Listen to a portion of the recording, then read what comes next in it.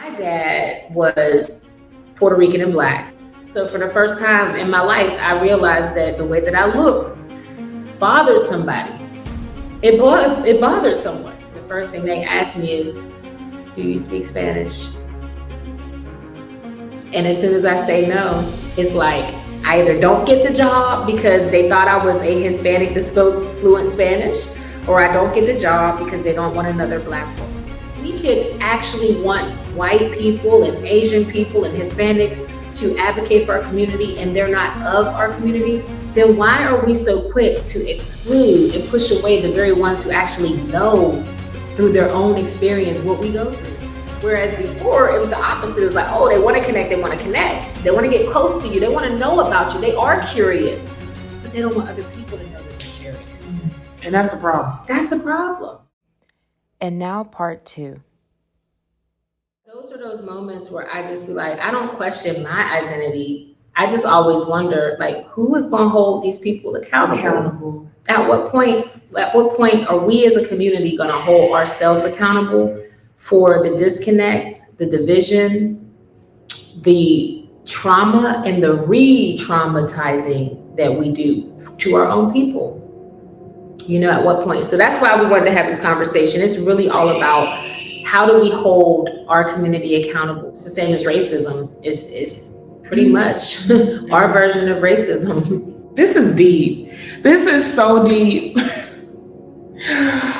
Oh, girl. It just reminded me of, because I travel a lot, and I met an instructor who was in a rural area. He's a white guy. And he told me about how his grandmother, who is like heavy into reading the Bible, a strong Christian, but she would still kind of refer to Black people as like, wow. And he told me this. He was like, I told her, I was like, yo, this is what he said to his grandmother. And he knew that his grandmother, her heart was in a good place, but this is just one flaw at how she viewed Black people. And he just said, I had to let my grandmother know, like, that's not okay. That is not okay for you to refer to Black people as like, that's not the way you even talk about them. That's not okay. So when I hear you say coming up with solutions on how we can build allies within our community, that's the story I thought about. He was really standing up for us. Like, he was doing what was right. I think that was right. Absolutely. Putting your own people in check. That was the right thing to do. You know what, sis? I'm so glad you shared that, because that is exactly what DEI programs, when they're trying to teach people about the history of, this is why they want to remove CRT, critical race theory, and any books in the library that from Black authors to speak of, our trauma and experience, right? This is why they want to remove DEI. They don't want white people to become educated or equipped with the ability to confront and hold their people accountable in an intelligent way.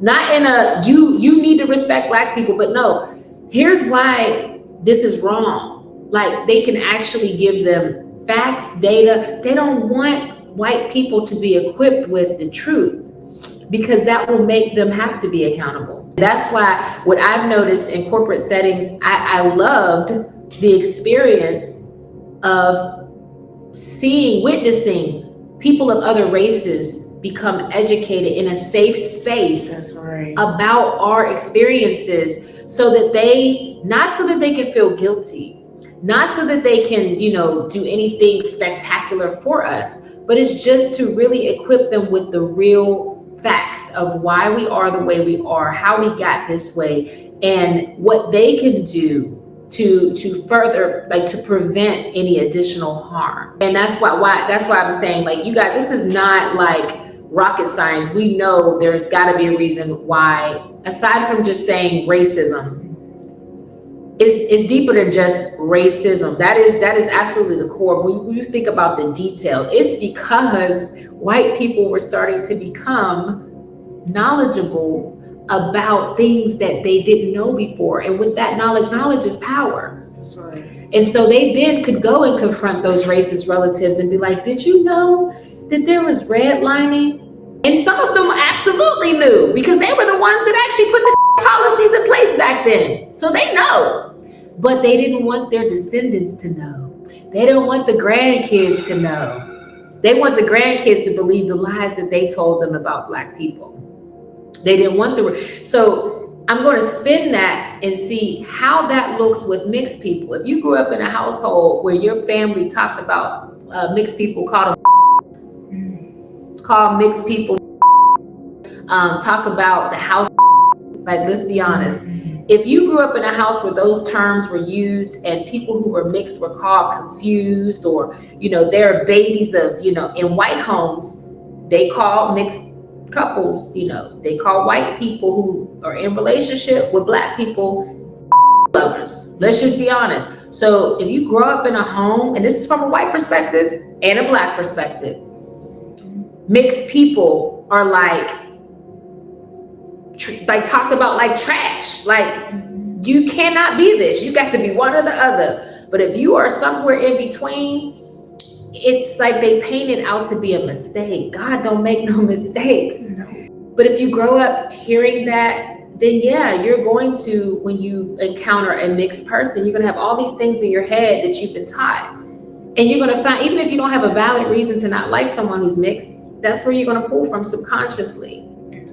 And then that's why conversations like the ones that me and my sis have had privately, it's enlightening for her. It's healing for me, but also healing for her, because if there's any ideologies that she may have had subconsciously, she has now a real testimony of someone's real experience and how it has impacted someone's life. Do you know how many mixed people probably have taken their life?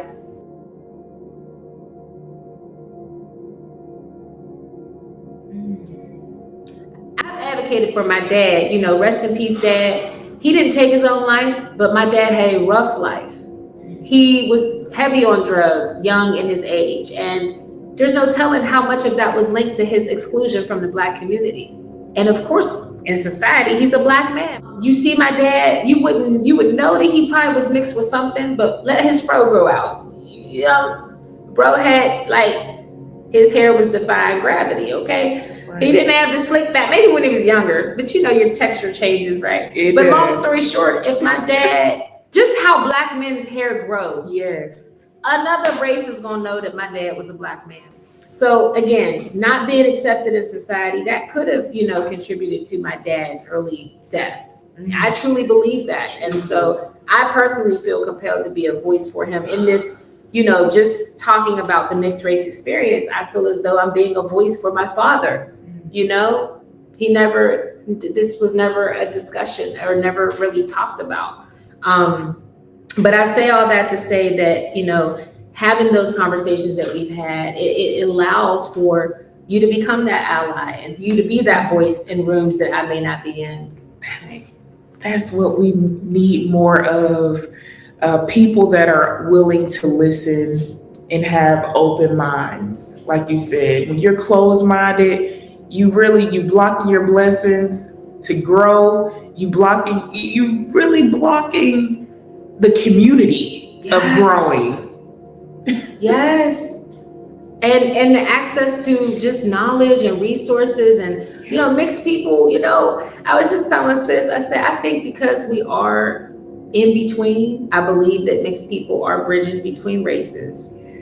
We are living, breathing examples of what it looks like to love outside of your race and see, if y'all want to call us beautiful or exotic, I don't like it. I do think that it could be a fetish for some people, but I think anything that's different, you could be exotic if you live in an all-white neighborhood.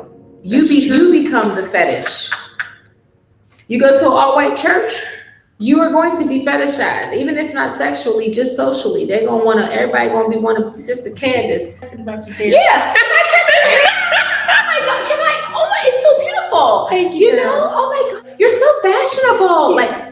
They just become obsessed with what they don't know. Right. And so I think that this conversation really is to encourage us as a people And this goes for mixed people too. Just when you encounter people that look different than you or have a different lived experience, to just remain open, because that could be you in a situation. And I think at some point, I think that I think all humans can have a situation where they were either fetishized, or they were the only one, or they were different,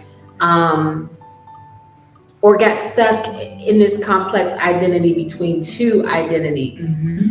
And I always think about LGBTQ because we're in Atlanta. So, and shout out to all the LGBTQ. I'll say that because they're human beings. They're amazing people. They add value to society. They're our brothers, our sisters, our cousins, our neighbors, and they need allyship. So I try to be as much of an ally as I can. I don't understand all of the complexities of being a part of that community, but gosh, I don't want to go too personal or private, but I would just say some of the very closest loved ones that we have in our lives can be in that community, and we need to be understanding of their lived experience. But I say all that to say, when you're Black and you already marginalized, do you automatically lose your Blackness because now you are a part of this other community? No, you are still a part of the Black community, but now you're a part of this other community. Let's say this is the Black community. This is the white community. I hate to do the binary thing, Black and white, but let's just say Hispanics and Asians are represented here too. And then let's say this is the LGBTQ community. Okay? You got these races over here, but then you got this where these come together. They come together here. But at some point, this is just one whole big old community of mixed races. So you don't think the white gay person has a different experience than the Black? Yeah, there's still some racism that goes on in here. Because just because we're in this community, there's still differences there that exist. So maybe this Black person here might need to create a Black LGBT community that's supportive of them and understand their Black experience. And maybe the white people over here might need to be a part of a LGBT community, but because they could relate. You see, but they still have their own unique needs. We're all different, right? So, yeah, I just wanted to use that as an analogy to show how just because you're a part of this doesn't mean you can't still be a part of that. Yes. And that's kind of like with the mixed experience. It's like you're still a part of, I say it's the community that you were raised in, that you can identify with. But as far as your racial identity, you identify how you identify. Okay? Society they won't perceive you how they won't perceive you. It's up to you. Me personally, and I can go on and on about this. We ain't even following it. Y'all, we have a process agenda here, and we going off script, okay? We are. But I want to make sure that I'm not missing any points. Yeah. So we talked about a little bit of the historical context. And I just want to say that, going all the way back to slavery, mixing of races, it didn't come from intentional acts. It wasn't like they decided we're going to have a baby with a slave. No, it just happened. Hey, if they could make babies and then create more slaves for themselves, they're gonna make the babies. Okay. Mm. And then as far as the babies that came from the rape end up being in the house, okay, and they become the house, okay, compared to those who were still out in the field, that created division. At the same time, we have to remember that was still one of our sisters, one of our ancestors that was raped. That's still her baby. Yes. You think that ancestor didn't have love for her mulatto baby? Even if they made the mom go back out in the field and the baby was still in the house, you don't think that our ancestor out in the field did not have love and want to care for that child? They pitted us against one another.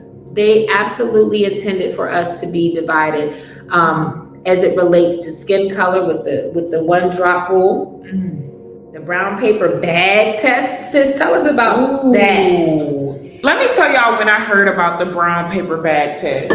I heard it in regards to sororities and fraternities. Mm-hmm. So specifically, with the Divine Nine, with AKAs and like the deltas. With AKAs, I heard that if you didn't pass the brown paper bag test, then you couldn't be a part of the AKAs back in the day. Meaning if you weren't light, if you weren't lighter than the brown paper bag, you wouldn't be a part of the AKA.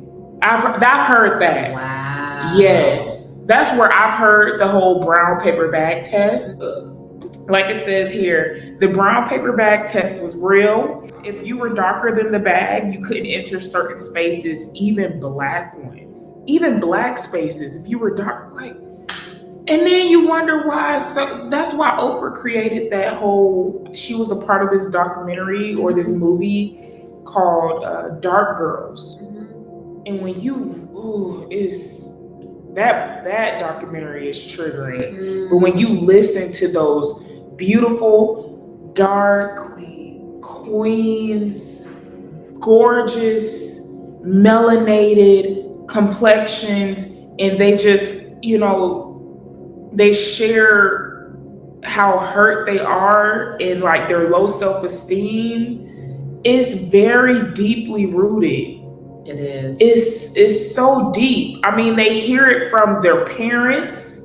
You hear it from the community. Come on now. And then what happens? They identify as, yeah, I am ugly. I am. No, you are not. You're not. Don't. The devil is a liar.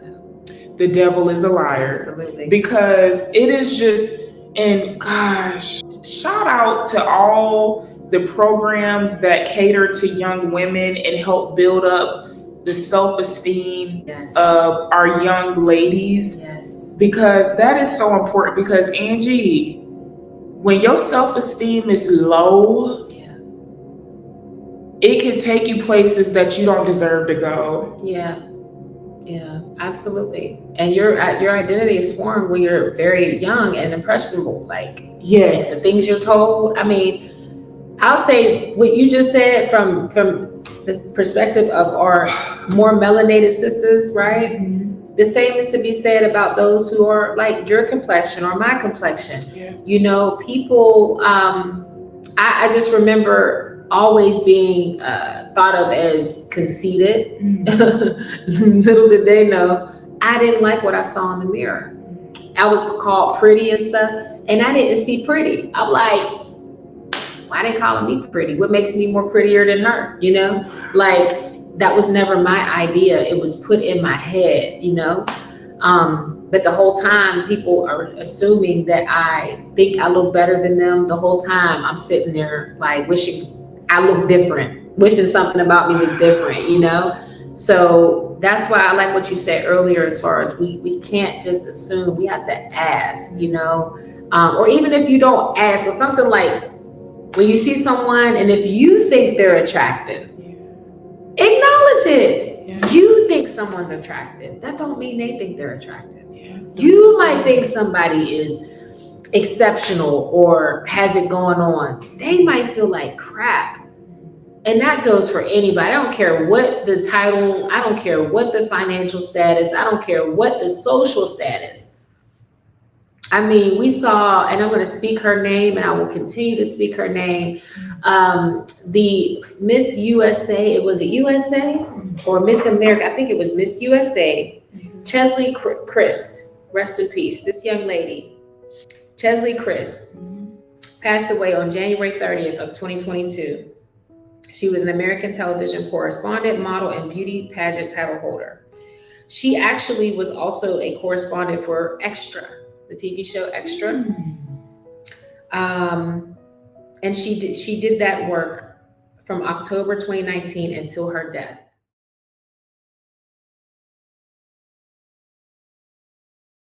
Beautiful. And I feel compelled to continue to speak Miss Kryst's name, because this sister, we don't know what she went through. But the first thing everybody wanted to say when they found out that she jumped from a building in New York City to her death, as tragic as that was, a way for her to end her life, everybody always said, the first thing they said was, she was so beautiful.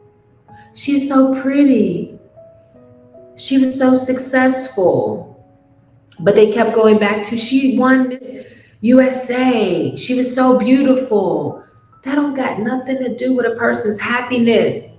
It's very surface. Maybe she was preyed on. Yeah. Maybe nobody took her serious. Yeah. I can relate. I can relate to being preyed upon. For people, making me uncomfortable because they desire my attention, and I'm just trying to live my life, but because I get unwanted attention, good and bad, people could look at me and assume all the things, but not even know deep down inside I struggle with my self-esteem.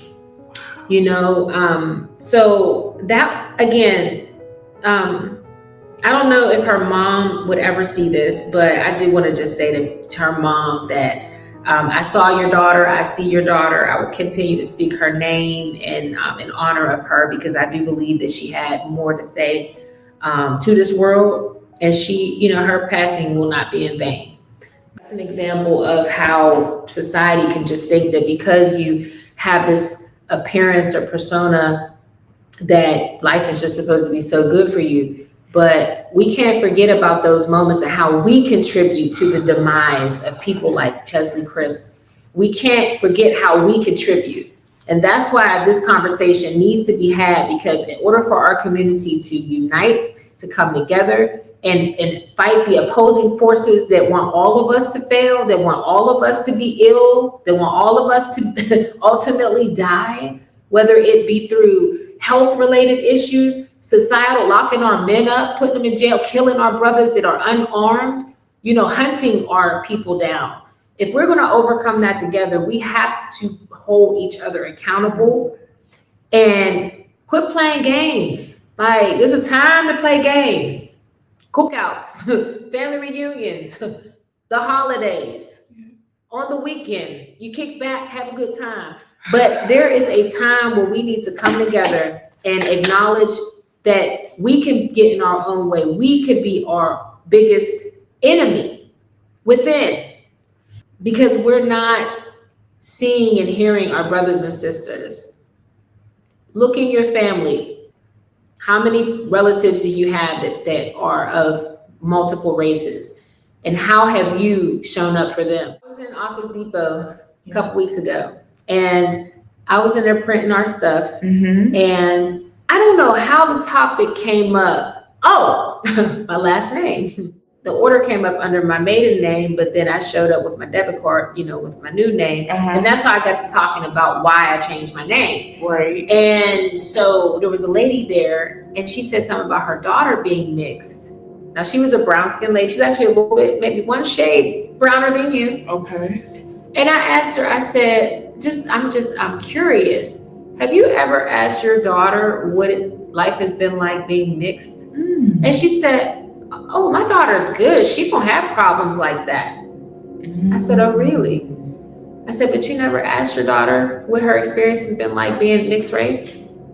Oh, no, because I was talking about how I changed my last name because of the job situation, applications, all that. Mm-hmm. She's like, no, she never had those problems. I said, ma'am, I promise you, if you have that conversation with your daughter, you might be surprised. That may actually bring y'all closer together than you ever knew was even possible. Right. I know so many of our Black sisters out there that will talk about light-skinned women and then turn around and get with a light-skinned man so they can have a baby that got long, pretty hair that they can play with and they can use on. I see it all the time. People that I know, look, I'm calling them out. People that I know personally have had problem with me, turn around, end up having a mixed grandbaby, and guess what they doing?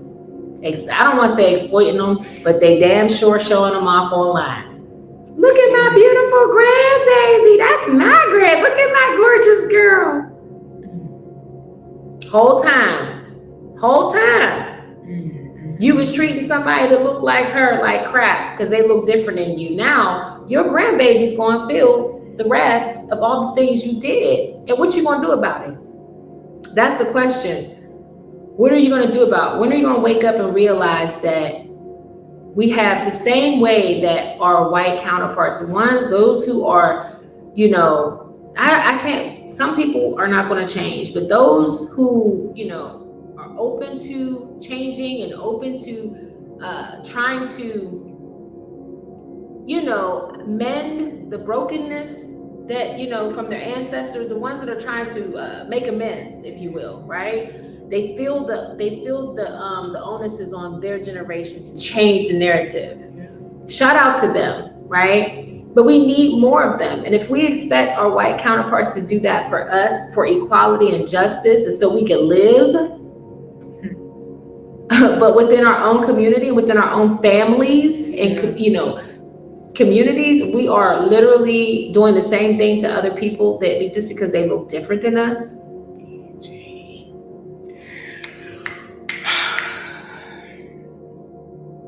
I said something earlier that made me want to pull up this quote said by Martin Luther King Jr. His quote was, "Our lives begin to end the day we become silent about things that matter." That's what this whole episode is like, really pushing. It is. We are actually, it's like we have our own enemies within. Right. We cannot build. We have people that are within our community that might be mixed with something else, but they're a part of our community. Period. They in positions, they might have privilege.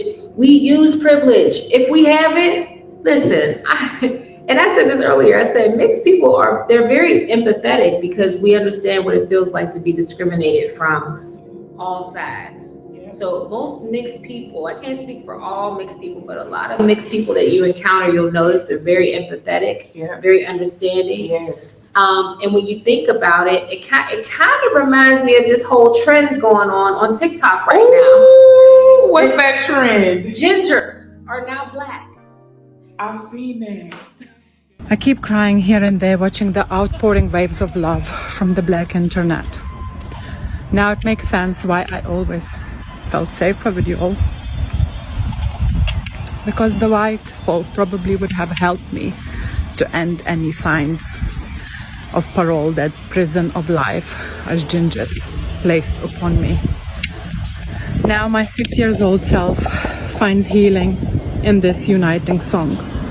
Who would have thought that the pain of a ginger will now be the healing song of Black folk?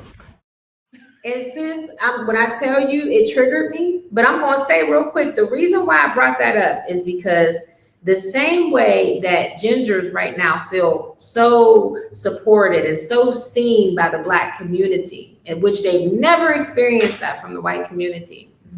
That's the same in which, mixed people, like we have not been seen by our own people. So I feel some type of way. Gingers, I've never had problems with. I still don't have any issues with. And hey, if we want to adopt them, listen, that's on the majority. If the majority say we accept them, fine. But can the majority agree that mixed people in our family matter and mixed people in our family are lovable? They love, they contribute, they help, they care. Can we look at the value that exists already in our community before we start adding people in that we really don't know what they're really about? You want to be questioning light-skinned people and mixed people. You want to be, I don't know if I can trust her. I don't know what side she on. Well, guess what? If you see, maybe if you open your eyes and truly see a person, you'll see where the heart is. I've been pro-Black my whole life. That doesn't make me anti-Hispanic. Right. It doesn't make me anti-Asian or white, anti-white. I'm just pro-Black, and anyone who knows me would know that. But if you look beyond that and still have this narrative in your mind that I don't know if I can trust her, what other side am I going to? Same thing with our biracial people who are of Black and white. If they were raised in a home where they were allowed to know who they were, and like their father, let's say the dad is Black. If the Black dad is making sure that they're aware and understand their history, if the Black dad is bringing them to the family cookouts and they're getting a chance to, learn about, how to cook greens and learning about auntie and learn how to braid hair, and they're picking up culture, they are a part of the community. they now can actually identify because they understand this is a part of who I am. Now, there are some biracial people out there who don't get the opportunity to know their Black family. They, on the other hand, I understand if you might question someone like that, but I would still challenge you to have empathy for them because I promise you they want to know about their Black family. And I speak from experience from being Puerto Rican and Black. Just because I don't know the Puerto Rican, culture or, history, that doesn't mean that I didn't yearn to know. But that's not a threat to the Blackness that's in me. That's not a threat to my Black community, and that's not a threat to my Black identity. It's a choice. But like I said, if you come across a mixed person who didn't grow up with their Black family, I assure you there's a part of them that wants to know and wants to be accepted and wants to know because it's a part of who they are. If they were brought up in a house where, the N-word was used and Black people were, berated, there's still going to come a time where they're going to be the person being berated by their own family. And at that point, they're going to reach across the roads like I did. And they're going to have to say, you know what?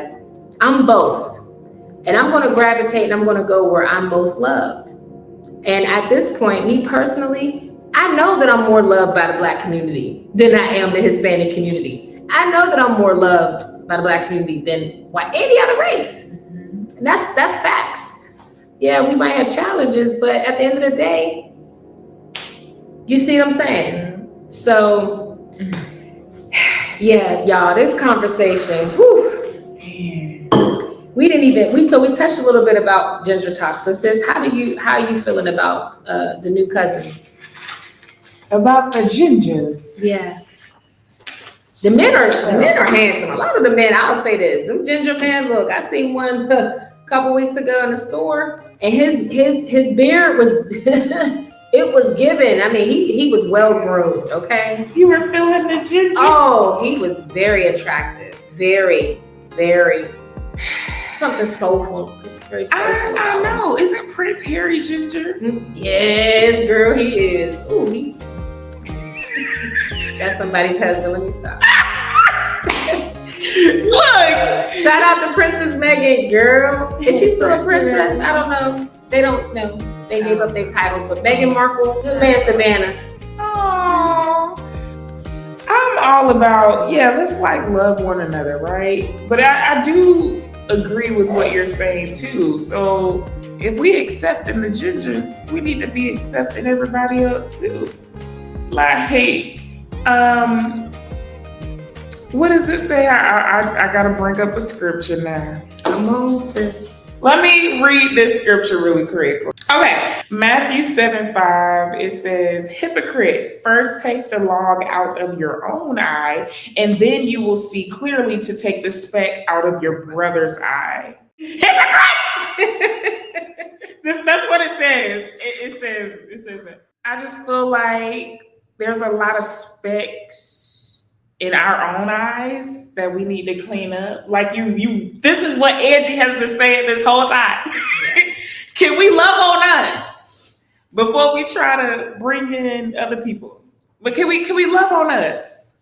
Yes. I understand that might be a little backwards way of thinking about it because it's like, I feel like the scripture is also saying like, before you try to criticize another person, clean up your own house. Yes. But I mean, in a kind of backwards way. Yeah, to the white people. We want white people to accept us, see color, and embrace it. Yeah. That's it. That's all we want. I can't speak for all mixed people, but the majority that I've encountered, all we really want is just for y'all to just accept us as we are. If we showing up and we loving on you, love on us. That's if we showing up and we pro-Black and we support the community, embrace us. Yeah. Acknowledge representation matters. And I feel like in society, like I said, a lot of times when we show up as mixed, people just automatically, white people are going to automatically put you in the category of Black. Mm-hmm. That one drop rule still applies today. When they see it, they know it. And even, listen, I don't know who's going to hear this episode. My hope and my prayer is that all mixed people, whether you're Black and, whatever, whether you're mixed with white and Chinese or Spanish and Black or whatever, Our experiences are so similar with our monoracial family members and community members. Our experiences are very similar. So ultimately, what it is that we genuinely have to understand that we talked about this. We are all, if you were born in this country, you are mixed. Yes. Saying that the gingers are Black, you are really saying that gingers are mixed with Black.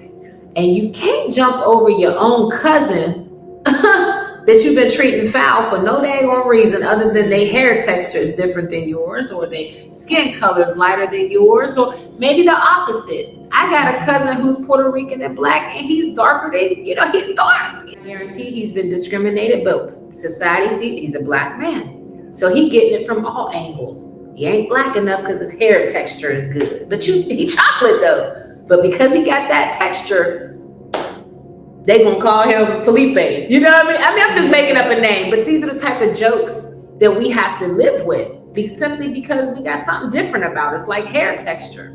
As the community continues to heal and build and prepare for whatever is to come, we have to work on healing our inner struggles.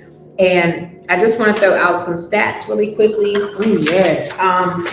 Y'all, since the 2020 census came out, the mixed race population has grown by 276%. It is actually the fastest demographic that is growing in this country. What does that mean?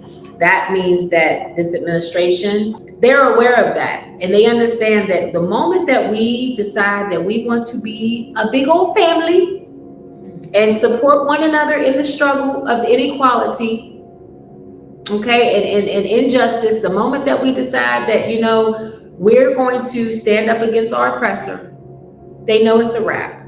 The term minority in and of itself speaks to being little. Don't call yourself a minority no more. Don't even identify as a minority. I say all that to say, example, again, this is another example. Had a conversation with someone not too long ago. Not gonna put their identity out there, but this person is like my sister's beautiful caramel skin complexion, okay?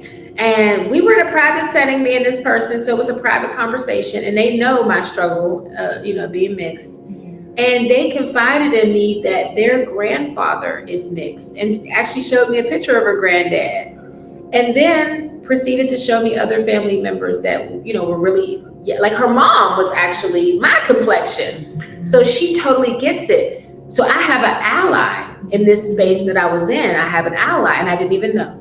But that was really big of her. And it let me know, okay, she sees me. She intimately understands my struggle, right? And we need more of that. Quit acting like if you don't go back 2-3 generations, you got white in your family, or you got Hispanic, or whatever. Before we go and try to exclude people, we need to realize that we are still family. We are still connected. By default. By default. We have to take back our power, and that is embracing all of our community. That's right. Those that want to be accepted, though, don't get me wrong. We got to accept the ones that want to be accepted, and the young, innocent ones. The babies. Oh, the babies. That don't have a clue. That was me before.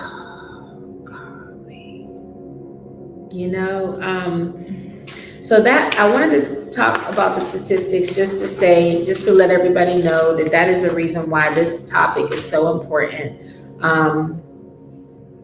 Went to the movie theater a couple weeks ago. First 2 couples I saw, interracial. Went to, Six Flags last summer. Everywhere we went, it was mixed families.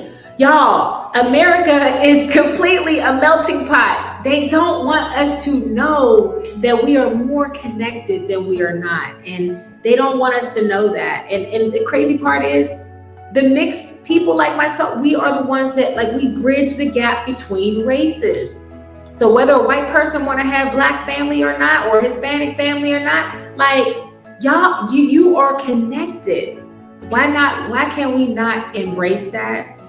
And I feel like we were getting there in this administration, trying to strip all these companies of DEI, clearly is because they don't want people being equipped with knowledge to hold them accountable in an intelligent, verifiable, statistical way.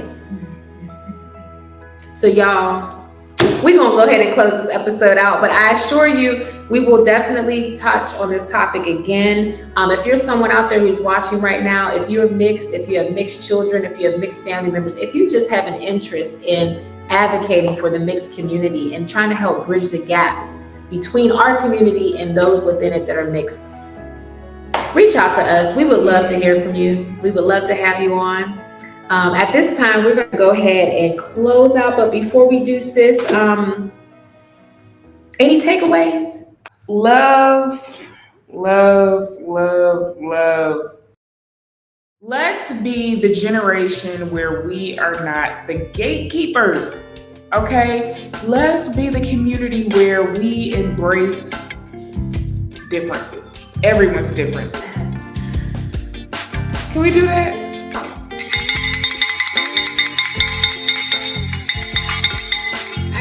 Hard enough. Look, Martin Luther King said, "Let freedom reign, y'all." When we decide that we're gonna be united, that's freedom. That is freedom, okay? And that is actually Dr. King's dream, really, in action. That's it. Oh, I like how you tied that in. I'm gonna go ahead and wrap this episode up. So if you've enjoyed this, again, we would love to hear your thoughts about this episode, good, bad, indifferent. We want to hear it. Everybody's voice matters. We won't tolerate any negative, any bullying or anything like that. But we absolutely want to hear your perspective because, again, we can learn from one another. Everybody's experience is valid, but we can't understand if we don't know. So please let us know in the comments below. And like, follow, share, subscribe. And sis, if they want to be a guest. Yes.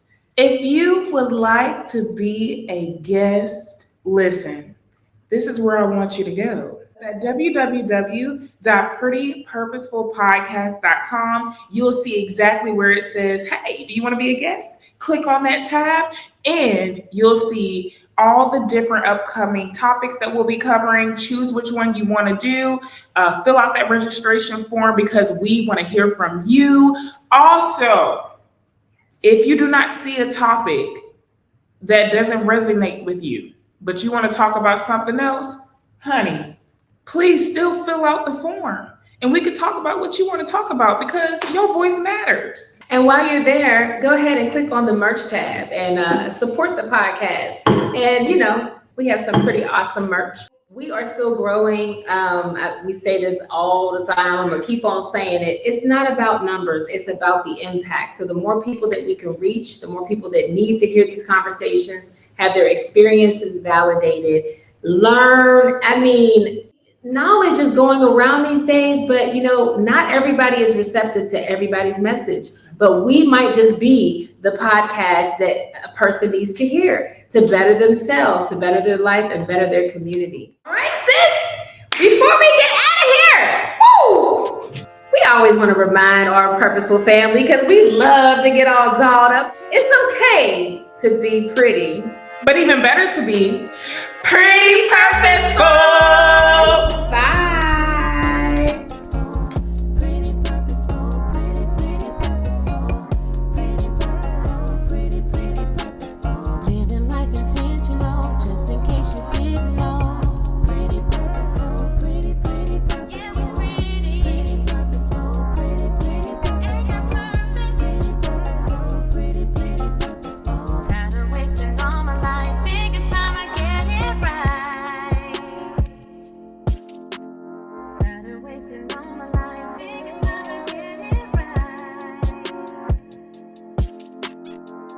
Wasting all my life.